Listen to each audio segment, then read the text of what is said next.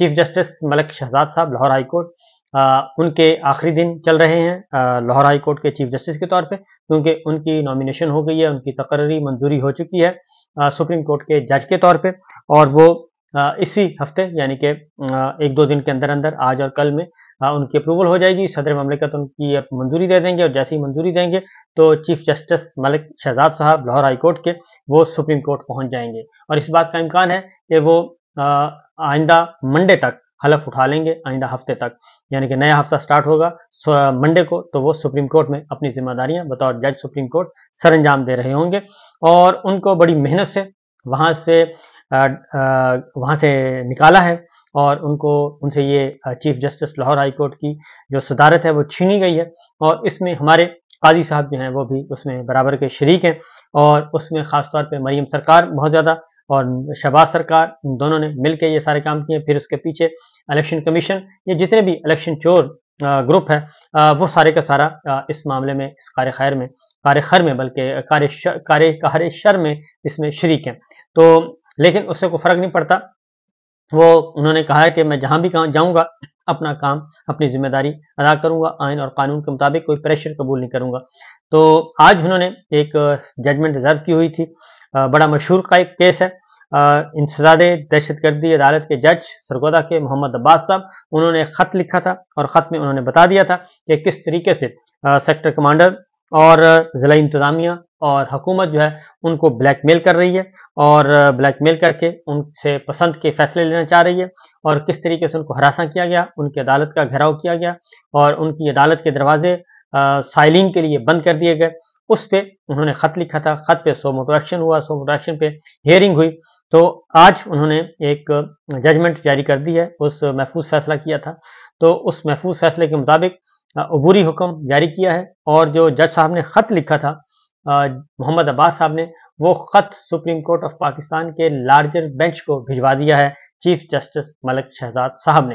اور اس خط کو اب وہاں پہ سنا جائے گا، اس کو کلب کر دیا گیا ہے جہاں پہ اسلام آباد ہائی کورٹ کے 6 آنریبل ججز آلریڈی خط لکھ چکے ہیں، اور سپریم کورٹ 100 موٹو نوٹس لے چکی ہے اس معاملے میں، تو وہ میٹر اب چلا گیا وہاں پہ، اور اس میں ایک اور خط کا اضافہ ہو گیا، اور چونکہ قاضی فائز عیسیٰ صاحب یہ کہتے تھے کہ میرے دور میں تو کچھ نہیں ہوا، تو اس لیے یہ تو میرے دور کے پہلے کا واقعات ہیں جن کی طرف نشاندہی کی گئی ہے، حالانکہ ان کے دور کے بھی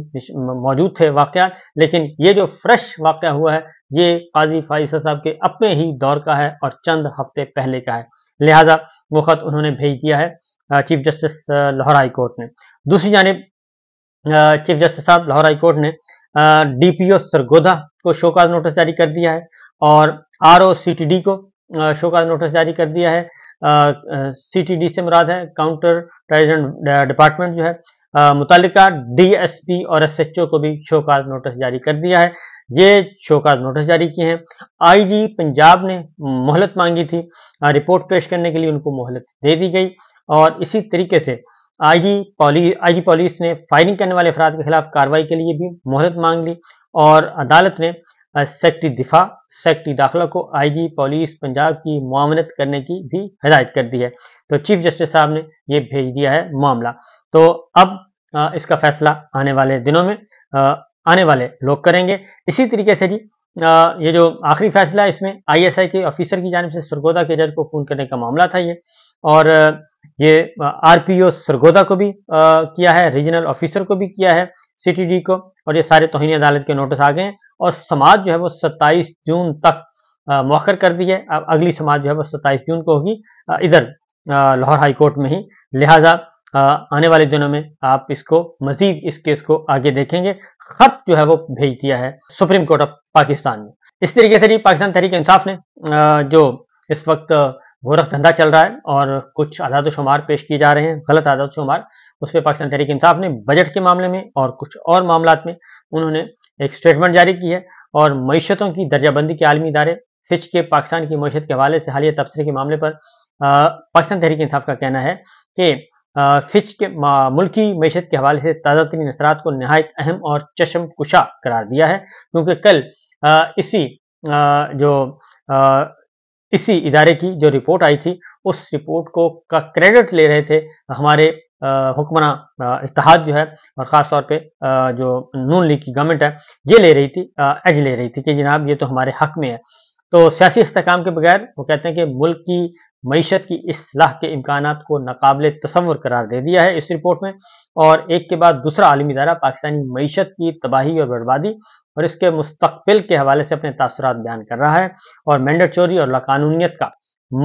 مقتدر کنسورشیم کسی بھی معقول آواز پر کان دھرنے کو تیار نہیں ہے. عوام کی گردنیں اور جیبیں اپنی گرفت میں لے کر پورا زور معیشت کا گلا گھونٹنے اور قرضوں کے انبار لگانے پر لگایا جا رہا ہے. رجیم چینج کے بعد مسخروں کی تیسری حکومت ہے جو علل اعلان معیشت کی بربادی کی وجہ بن رہی ہے، مگر ڈنڈے اور بندوق کے زور پر ملک کو ہانکنے والے اپنے احمقانہ فیصلوں کے حصار سے باہر نکلنے پر آمادہ نہیں ہے. اور پاکستان تحریک انصاف نے یہ بھی کہا ہے کہ عوامی مینڈیٹ سے محروم مسخروں کی اچھل کود سے جی بہلانے کا مکرو سلسلہ بند کر کے ریاستی فیصلہ سازوں کو فکر و عمل میں سنجیدگی لانا ہوگی، اور معیشت کی تباہی براہ راست قومی سلامتی کے لیے خطرہ بنتی جا رہی ہے اور وقت تیزی سے ہاتھ سے نکل رہا ہے. ہوش کے ناخن لیے جائیں اور معیشت اور مملکت کو ریاستی عطائیوں کے تجربوں کی بھینٹ چڑھانے کی بجائے آئین، قانون اور جمہوریت کی مسلمات سے رہنمائی لے کر ملک کو سیاسی استحکام کو لوٹایا جائے. یہ صورتحال ہے، یہ سچویشن ہے. دوسری جانب چودھری پرویز الہی صاحب کی درخواست ضمانت منسوخی، یعنی ان کی ضمانت ہوئی ہے، اس منسوخ کے خلاف گورنمنٹ گئی ہوئی تھی منسوخ کروانے کے لیے کہ ان کی ضمانت منسوخ کی جائے اور ان کو دوبارہ گرفتار کیا جائے، لیکن پروسیکیوشن نے یہ جو ہے درخواست وہ واپس لے لی ہے. لاہور ہائی کورٹ میں یہ فائل کی گئی تھی، جسٹس اسجد جاوید گھرال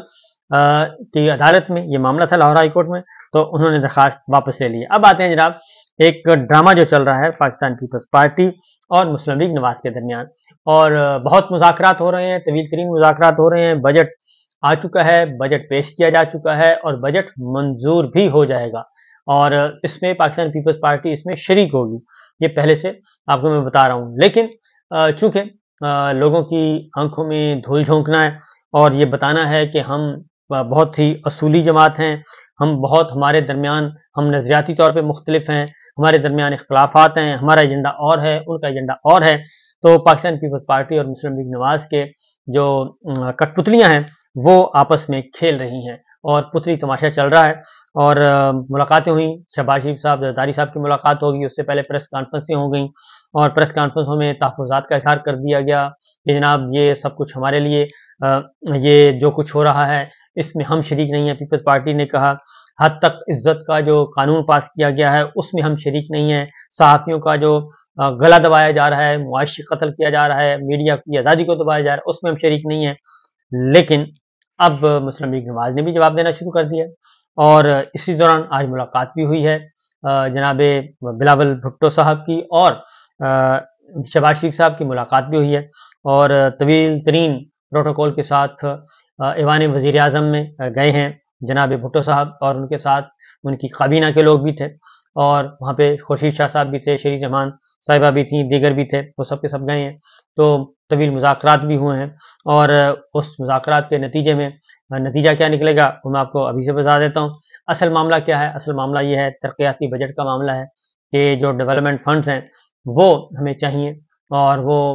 2-4 ارب نہیں ہے بلکہ 100, 150, 200 ارب روپے تک ہے، کیونکہ وہ کہتے ہیں کہ پنجاب میں ہماری ایم این ایز ہیں، ایم پی ایز ہیں، اس کے بعد سندھ کے ایم این ایز ہیں، تو یہ فیڈرل بجٹ ہے، تو ترقیاتی بجٹ جو ہے وہ تو پھر اس طرح تو نہیں ہوتا صرف آپ اکیلے ہی کھا جائیں. تو ہماری بھی جماعت ہے، لہٰذا یہ جھگڑا پہلے بھی ہوا تھا. یہ جب پی ڈی ایم 1 کی گورنمنٹ سے امپورٹڈ سرکار، اس وقت بھی اسی طریقے سے ہوتا تھا، اور بالآخر ایم کیو ایم نے بھی حصہ لے لیا تھا اور پیپلز پارٹی نے بھی حصہ لے لیا تھا. دونوں نے اپنا اپنا حصہ وصول کیا، اور اس طریقے سے وہ جو آئی ایم ایف کی قسط آئی تھی اس زمانے میں، وہ ساری کی ساری قسط جو ہے وہ ترقیاتی فنڈز اور ترقیاتی بجٹ پہ خرچ کی گئی، اس کے نام پہ خرچ کی گئی، ترقیاتی بجٹ کے نام پہ خرچ کی گئی، اور انہی پیسوں سے پھر الیکشن لڑا گیا اور انہی پیسوں سے سارے کام کیے گئے. تو یہ اب بھی وہی کچھ ہو رہا ہے، اس میں کوئی کسی کو شک شبہ نہیں ہونا چاہیے. اب دوبارہ سے انٹرویوز آنا شروع ہو گئے ہیں. ایک طرف حنیف عباسی صاحب ہیں، وہ انٹرویو دے رہے ہیں، اور انہوں نے پیپلز پارٹی کو نون لیگ کی طرف سے، بلکہ نون لیگ نے پیپلز پارٹی کو بتایا کہ بھئی آپ اپنی اوقات میں رہیں، اپنے پاؤں کے مطابق چادر پھیلائیں اور چادر کے مطابق پاؤں پھیلائیں، تو اس لیے آپ اسے باہر نہ ہوں، آپ ہمارے ساتھ ہیں، آپ حد تک عزت کا بل میں بھی آپ ہمارے ساتھ تھے، آپ نے ایوان صدر ہم سے مل کے لیا، آپ نے 2 گورنر ہاؤس ہم سے مل کے لیے، آپ نے چیئرمین سینٹ ہم سے مل کے لیا، تو اگر ہم مینڈیٹ چور ہیں تو آپ بھی مینڈیٹ چور ہیں، اور ہم اگر الیکشن چور ہیں تو آپ بھی الیکشن چور ہیں، اگر ہم ناجائز حکومت ہیں تو آپ بھی ناجائز حکومت ہیں۔ تو اس لیے مسلم لیگ نواز نے کہا ہے، پیپلز پارٹی کو آئینہ دکھایا ہے، چہرہ دکھایا ہے کہ جناب زیادہ پھرتیاں دکھانے کی ضرورت نہیں ہے، اور محسن رانجھا صاحب آئے ہیں، انہوں نے کہا یہ مرچ مسالے لگاتے رہتے ہیں، یہ ساس بہو کا جھگڑا ہے اور اسی تنخواہ پہ ساروں نے کام کرنا ہے، کیونکہ دونوں کو پتہ ہے کہ اگر یہ حکومت ختم ہوئی تو صرف نون لیگ نہیں، پیپلز پارٹی اور نون لیگ دونوں جیلوں میں جائیں گے، اور عمران خان صاحب اگر باہر آ گئے تو ہم جیلوں میں ہیں، لہٰذا ان دونوں کو پتہ ہے، ہم دونوں کو پتہ ہے، ہم دونوں کہیں نہیں جا رہے، تو اس لیے ہم اسی تنخواہ پہ کام کرتے رہیں گے۔